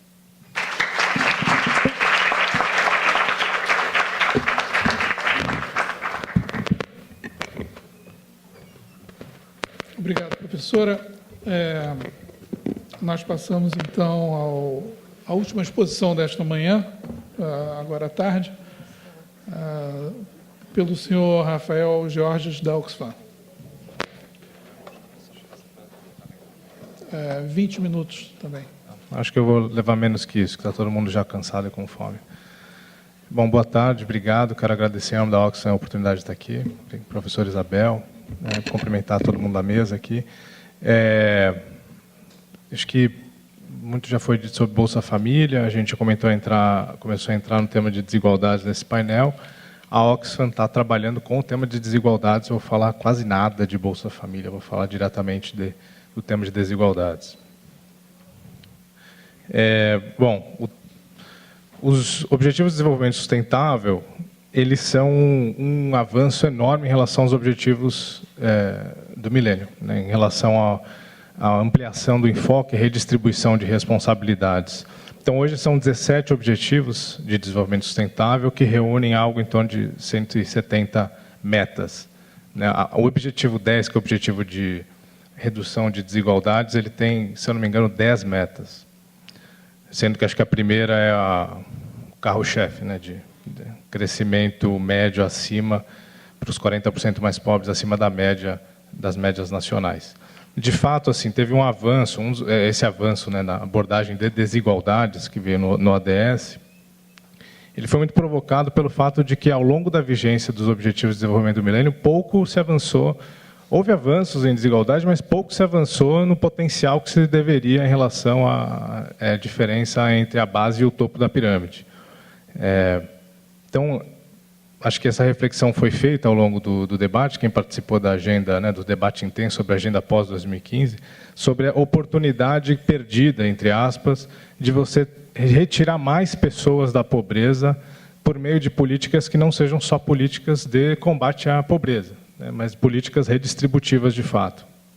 Tem um cálculo que a Oxfam cita nos relatórios, que é de que a gente poderia ter tirado 700 milhões de pessoas a mais do que foram tiradas da pobreza se a gente conseguisse manter um nível de 2% acima da média de aumento de renda para os 40% mais pobres. Ou seja, se os pobres ganhassem um pouquinho acima da média do crescimento nacional, a gente conseguiria retirar mais 700 milhões de pessoas da pobreza. Desculpa aqui, está um pouco truncado. Bom, basicamente, combater pobreza e combater desigualdade requerem políticas potencialmente diferentes. Então, a existência de 2 objetivos de desenvolvimento sustentável é muito simbólico disso, né? Existe o objetivo 1, que é combate à pobreza, e o objetivo 10, que é combate à desigualdade, estão visceralmente relacionados, mas eu acho que muito já foi dito, né? Existem limitações nas políticas exclusivas de combate à pobreza, que são importantes, devem ser mantidas, expandidas, mas não resolvem todo o problema, inclusive da pobreza. Mas, então, a pergunta que se coloca, a pergunta que a Oxfam se colocou na época, se coloca hoje é possível eliminar a pobreza extrema até 2030, como é a meta número 1, né, o objetivo número 1, desculpa, sem reduzir desigualdade extrema? Minha argumentação aqui vai ser que não. A Oxfam defende que não. Eu vou, nos próximos poucos minutos, vou tentar argumentar em 3 pontos. Primeiro, porque a pobreza caiu, mas essa é uma conquista ainda muito frágil. Segundo ponto, a política antidesigualdade dá mais perenidade à emancipação da pobreza, mais segurança de que as pessoas não retornem à condição de pobreza. E o terceiro ponto é que a democracia funciona melhor em países menos desiguais. Então, basicamente, primeiro ponto, a pobreza caiu na América Latina, mas meu enfoque vai ser muito na América Latina, não vai ser tão global, vou trazer alguns dados globais e alguns dados brasileiros. Então, o dado contextual que se coloca é o seguinte: o mundo vivenciou entre 90 e 2011 a retirada de quase 1 bilhão de pessoas da extrema pobreza. Então, foi um movimento gigantesco, foi o maior na história da humanidade, em que pessoas saíram de uma condição de pobreza, pobreza extrema. Foi o maior movimento desse. Acho que a China e a Índia são os responsáveis sozinhos por 700 milhões de pessoas que saíram da pobreza extrema. Mas ainda a gente chega numa situação em que tem 1 bilhão de pobres no planeta, sendo que 800 milhões de pessoas ainda passam fome. Desculpa, eu estou olhando aqui porque tem uma numeralha que é ótima para, inclusive, abrir o apetite para vocês do almoço. A América Latina em geral e o Brasil em particular contribuíram bastante para os avanços no combate à pobreza. Aqui são os dados da CEPAL, do último relatório Panorama Social, só que estava esperando sair os dados, só que semana que vem vai sair o próximo estudo. A gente vê claramente que entre 2002 e 2012 teve uma redução grande da pobreza, que chama-se de década de ouro para a América Latina. Foram 65 milhões de pessoas que saíram da pobreza na região. Dessas, hoje a gente chega numa situação em que a gente tem 168 milhões de pobres, dos quais 70 milhões são indigentes ainda. Então, a gente teve um avanço enorme, só que a gente chega numa situação ainda, na América Latina, de 168 milhões de pessoas pobres. A partir de 2013, dá para observar aí que começa uma retomada da pobreza um pouco tímida, né? O cálculo é de que 13 milhões de pessoas voltaram à situação de pobreza e pobreza extrema na América Latina, e dessas 9 milhões foram da pobreza extrema. Então, muita gente conseguiu sair da condição de indigência e retornou para a condição de indigência em muito pouco tempo. Então, isso indica como é frágil só contar com a atual arcabouço de política social para combate à pobreza, pelo menos do ponto de vista da América Latina. Os países que tiveram maior aumento de pobreza entre 2013 e 2014 foram Guatemala, México e Venezuela, de acordo com a CEPAL. Eu estava aqui conversando com Mercedes, ela falou que existe alguma controvérsia em relação aos dados, né? Que não me parece correto, mas eu acho que isso é um debate a ser feito. Acho que se os indicadores que têm sido usados para captar a retirada de pessoas da pobreza são os mesmos que estão sendo usados, né? A mesma metodologia, para captar a volta para a pobreza, eu acho que isso mostra que, no mínimo, tem um debate a ser feito, que a questão não está encerrada. E a gente vê também que, no movimento político que acontece na região, as políticas de austeridade, elas têm confrontado políticas sociais, né? Isso é claro. Aqui no Brasil, notadamente, a emenda constitucional que estabelece o teto de gasto é uma forma de você limitar a expansão de política social, né? Não estou dizendo que esse é o motivador, mas esse é o efeito.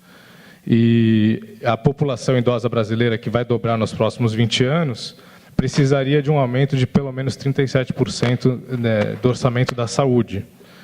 O próprio Philip Alston, relator da ONU para a extrema pobreza de direitos humanos, publicou uma nota em dezembro de 2016, rechaçando a emenda constitucional do teto de gastos. Então, assim, esse panorama deixa claro que houve avanços, mas esses avanços não estão garantidos. Eu vou para o meu argumento 2. As políticas que reduzem desigualdade, retiram pessoas da pobreza, né? Elas têm esse efeito positivo, e sustentam melhor essa situação. Vou usar uma frase do professor Marcelo Medeiros, pesquisador do IPEA, da UNB também. A desigualdade de renda caiu no Brasil e na América Latina muito mais por políticas de inclusão do que por políticas de redistribuição. A gente conseguiu emancipar muita gente da pobreza extrema, só que a gente não tratou dos ricos, né? E desigualdade é uma medida que só pode ser feita quando você compara o pobre com o rico, e a gente só fala de pobre. E desigualdade tem que olhar para o rico também. Basicamente, na América Latina se diz muito, né? Não há pobres sem ricos, porque aqui é uma região muito rica em recurso natural. Então, aqui a pobreza ela tem a origem na desigualdade, desde sempre, historicamente. Não é o mesmo que acontece, por exemplo, na África subsaariana, em que você tem pobres sem ricos. Você tem países inteiros que são relativamente pouco desiguais, mas eles são pouco desiguais na pobreza. Aqui não, aqui a situação de desigualdade ela é extrema por conta dessa diferença entre as classes, entre o topo da pirâmide e a base. Enfim, na América Latina e Caribe, entre 2000 e 2013, teve uma redução do índice de Gini de mais ou menos 0,55 para 0,5, de acordo, de novo, com os dados da CEPAL. Os países que mais se destacaram foram Bolívia, Equador e Nicarágua, nesse período, entre 2000 e 2013. Outros bons desempenhos podem ser dados a Peru, Venezuela, Uruguai e Brasil. No Brasil, mais que o Bolsa Família, isso já foi dito também outras vezes, a política salarial foi uma das maiores responsáveis pela redução dos índices de Gini medidos pela PNAD. Importante só fazer uma ressalva. Hoje já está em discussão se houve, de fato, a redução no índice de Gini que a PNAD capta e que está sendo colocada, porque os dados da Receita Federal revelam outra coisa, revelam que, desde 2006, de fato, é possível que a desigualdade no Brasil esteja estagnada, não esteja caindo. Então, para quem vai mergulhar fundo nesse assunto de desigualdades, é importante usar os dados da Receita Federal, porque eles são melhores para captar o rico. A PNAD subestima a renda do topo da pirâmide, né? Via de regra, todas as pesquisas domiciliares fazem isso ao redor do mundo. Então, esse é o dado. Entre 2005 e 2012, o salário real médio da economia aumentou 34%. Então, a política salarial foi importante, porque o salário dos menos qualificados aumentou acima da média, 39%. É aqui que mora um dos motivos do índice de Gini ter reduzido no Brasil, de acordo com a PNAD. E, de fato, os programas de transferência de renda não impactam significativamente o Gini. Essa aí já é a elaboração de um grupo de pesquisadores, a Oxfam traz um dos relatórios que a gente fez, que é o fato do Gini ele não mudar significativamente entre os anos de mensuração, considerando e não considerando a pobreza, as transferências de renda, como os programas que a gente está discutindo aqui. Então, faça o modelo que você aplica a transferência e depois você não aplica a transferência e vê qual é o impacto que isso tem no Gini, um impacto relativamente baixo. Mas ele tem um impacto relevante na pobreza extrema, que é aí que está geralmente o objetivo dos programas, como já foi dito várias vezes. Enfim, apesar de importantes, né, essas políticas eles não conseguem mudar radicalmente o cenário de desigualdades. Então, o objetivo 10 que foi acordado, né, na agenda pós-2015, ela precisa de algo mais do que esses programas que a gente está discutindo aqui. Bom, qual que é o cenário de desigualdade que a gente tem hoje no Brasil, na América Latina? 10% mais ricos da América Latina concentram 40% da renda. Aqui eu estou falando de desigualdade de renda. Eu vou falar de renda, depois vou falar de riqueza. Então, os 10% mais ricos concentram 40% da renda. Para vocês terem uma noção, o Brasil é pior. O Brasil, 5% mais ricos concentram metade da renda nacional. Esses são os dados que foram medidos pelo Marcelo Medeiros, de acordo com os dados da Receita Federal. Então, são dados bastante atuais. Quando a gente vai para patrimônio, a situação é muito pior. Aqui é a América Latina.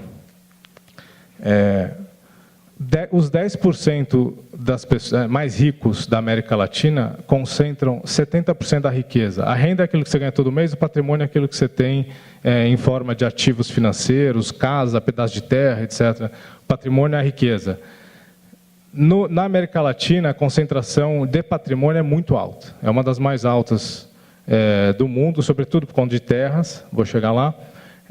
Os 50% mais pobres tinham 3,2% do patrimônio na América Latina.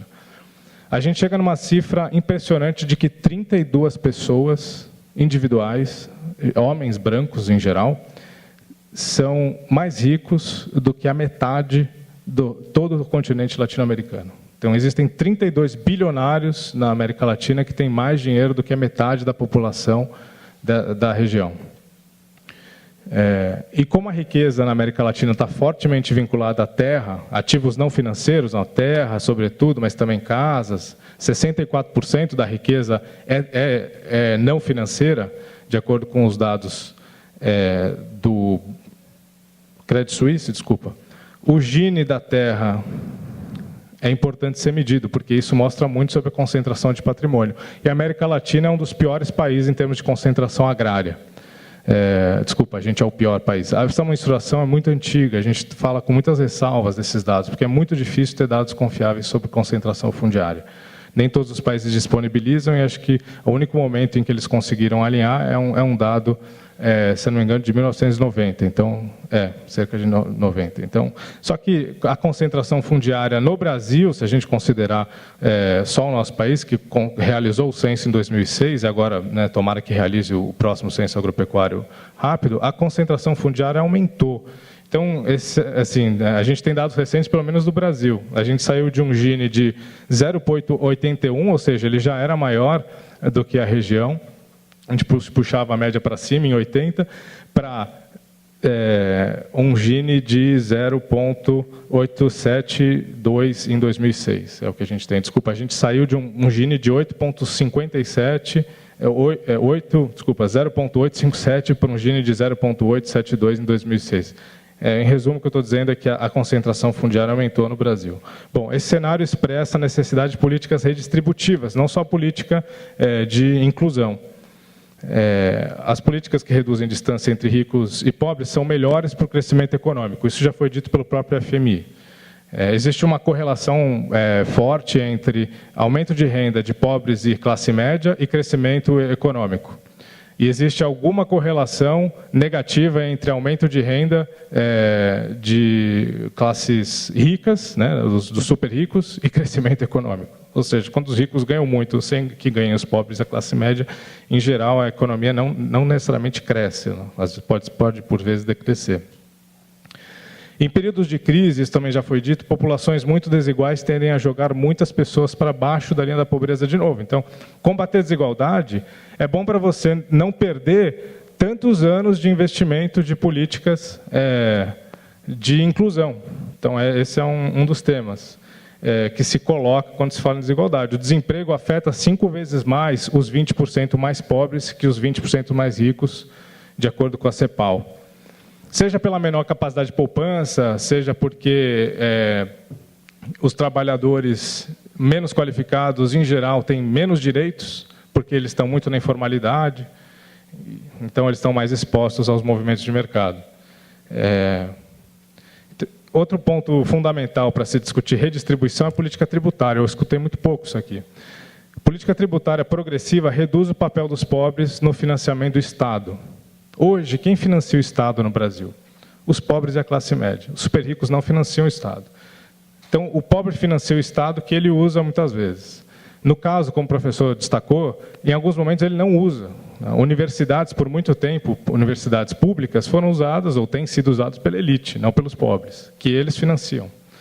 Então, quando você rediscute política tributária, a gente rediscute quem é que financia o Estado, e aumenta a capacidade do Estado oferecer serviços públicos. Bom, aqui um gráfico clássico em que mostra que o Brasil tributa excessivamente o consumo. Os nossos impostos diretos, o imposto que é cobrado da pessoa, do rendimento da pessoa, do patrimônio da pessoa, é muito baixo. Esses são dados da América Latina, poderiam ser aplicados ao Brasil. O Brasil, a proporção é um pouco pior. Talvez o Brasil é um dos piores países da América Latina em relação a essa proporção de impostos diretos e indiretos. E a gente tributa excessivamente o consumo. E o pobre, quando compra uma Coca-Cola ou quando compra um material escolar, ele paga o mesmo imposto que o rico. Só que aquilo recai no bolso dele de um jeito e o imposto recai no bolso do rico de outro. Para o rico ele nem sente, para o pobre isso ocupa o orçamento familiar. Isso é um problema. E esse tipo de política é política redistributiva. Não estou dizendo que as políticas de inclusão, mais uma vez, não são importantes, mas elas têm que sim vir acompanhadas com políticas, por exemplo, de revisão de tributação progressiva, para a gente poder distribuir melhor a carga do custo do Estado. Na América Latina, a gente calculou que poderia se arrecadar 409 bilhões de dólares anuais no decurso dos próximos anos, se a brecha arrecadatória, o potencial versus a efetiva, fosse reduzida à metade. Então, hoje, também, além do problema da distribuição da carga, tem o problema do Estado não ter capacidade de cobrar. Então, se a gente, de fato, conseguisse cobrar, o Estado recebesse aquilo que está previsto nas alíquotas, na distribuição, a gente poderia aumentar em 409 bilhões de dólares anuais a arrecadação dos Estados na América Latina. A gente está falando aqui de, basicamente,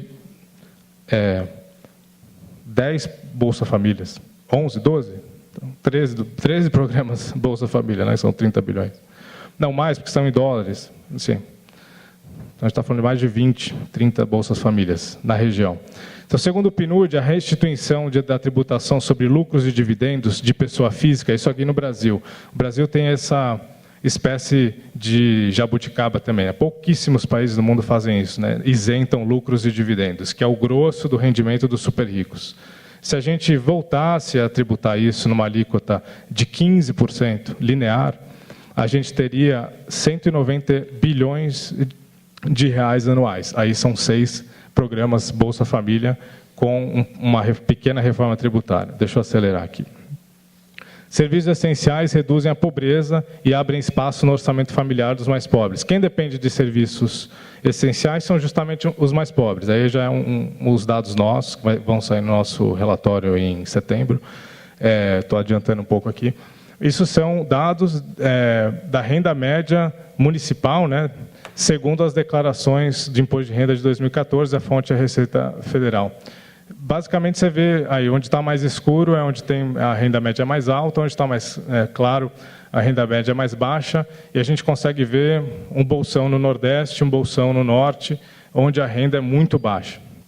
Aqui são os dados da Receita, então eu estou falando de 27 milhões de brasileiros e brasileiras, e não estou falando de toda a população economicamente ativa, porque tem muita gente que é isenta. Então, nessa faixa aqui do Nordeste, tem um monte de gente mais aí que não recebe, porque tem isenção.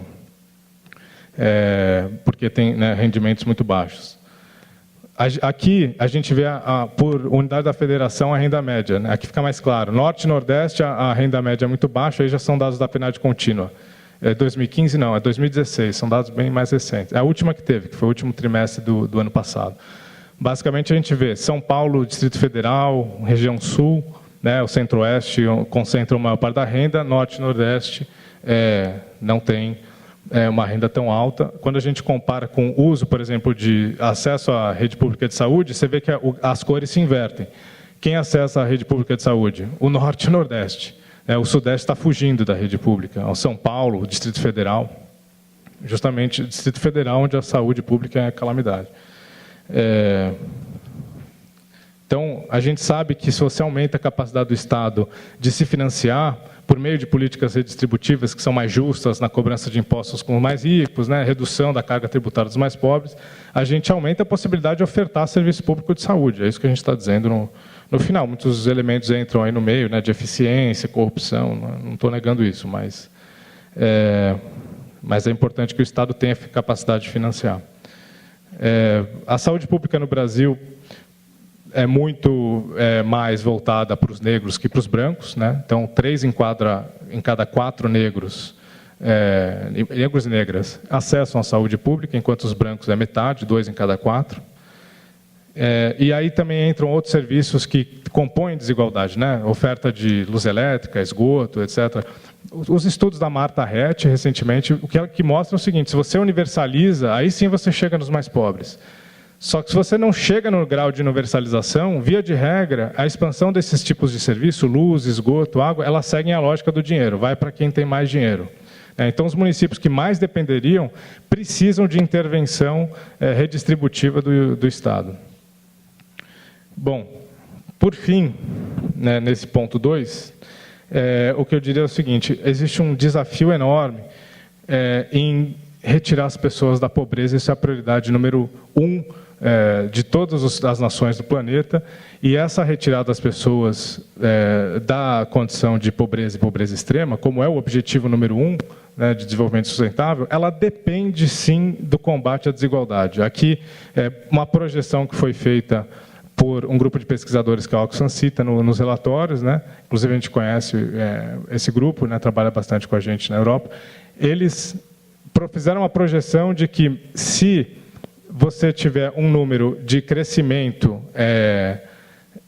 de renda dos 40% mais pobres de 2% acima da média, ou seja, se os mais pobres tiverem uma renda que cresce maior do que a média em 2 pontos percentuais, o que já é uma situação assim dos sonhos, a gente ainda assim aterrizaria em 2030 com 260 milhões de pessoas abaixo da linha da pobreza no planeta. Ou seja, o desafio para o combate à pobreza, ele é enorme, ele passa por políticas distributivas muito agressivas. Então, para a gente conseguir fazer com que os 40% mais pobres do Brasil tenham um crescimento de renda muito maior acima da média, e na América Latina e no planeta, a gente está falando aqui de grandes reformas redistributivas. Bom, por fim, a redução de desigualdades, ele é peça central para a democracia e vice-versa. Aí já vou encerrando. A confiança na democracia depende muito da percepção de que o sistema funciona. Em países muito desiguais, essa confiança ela é menor. Isso a gente mede comparando um grupo relativamente grande de países com os dados do Latinobarômetro.